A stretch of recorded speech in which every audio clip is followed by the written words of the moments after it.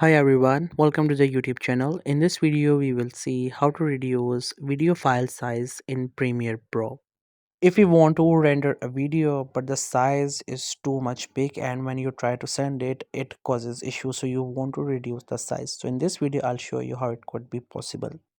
So first you have to open the Premiere Pro or maybe open that project you want to export. Make sure you have done all of your work like editing and stuff.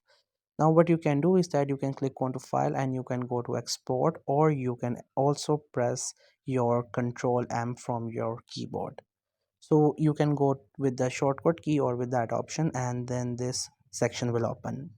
Now in this page we have to do some customization so our file size can be reduced. First we have this preset option. You can see you have to click onto drop down menu and select the first option, which is NTSC DV24P. After that you have to go to this option in the video, which is the video code, and from there you again see a lot of options.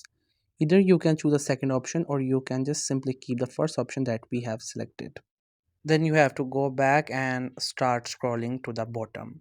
Now again you will see different options. From there we have the frame rate. You can just simply keep it to 24, and then we have the field order. Here you can keep it lower first. In the aspect ratio you can change it to square pixels, but if you have a specific for it one, then you don't have to change it, but if you choose the small one, then it will get less space for the file.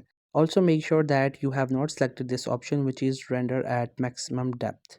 Then you also have to unselect this option which we have selected, use maximum render qualities by default selected. You can just simply unselect it. Now if you're done, simply export it. Otherwise you can go to the audio and you can also do some changings. First you can change your sample rate to 32 hertz. Then we have the channel and sample size. You can also change them. Make sure you have selected the lower options because it will keep the less options. If you have selected the captions and other options, then you can also reduce them. And once you're done, simply click on export, and this time you will see the file size will be reduced. But one thing you have to understand, the quality maybe have affected due to the options we have selected. So if you're okay with that, then there's no issue. So that's how you can reduce the file size in Premiere Pro. I hope you find this video helpful and informative. Make sure to subscribe to the YouTube channel for more informative videos and updates. You can leave a like, comment. If you have any queries, feel free to ask. Thank you so much for watching the video.